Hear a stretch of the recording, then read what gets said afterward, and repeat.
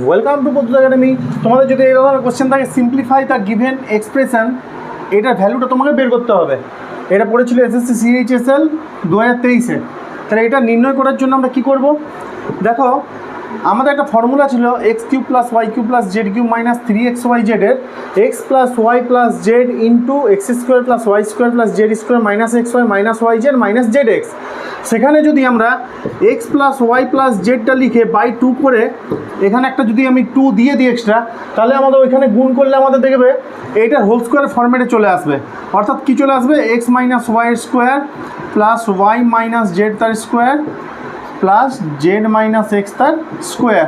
আর নিচে আছে দেখো সেম ভ্যালুটা, এক্স মাইনাস ওয়াইয়ের square plus y minus z তার square plus z minus x তার স্কোয়ার। দেখো এই পার্টটা আর এই পার্টটা কেটে যাবে গোটাটাই। তাহলে পড়ে থাকছে আমাদের x plus y plus z by 2। এইটা হয়ে যাবে আমাদের অ্যান্সার।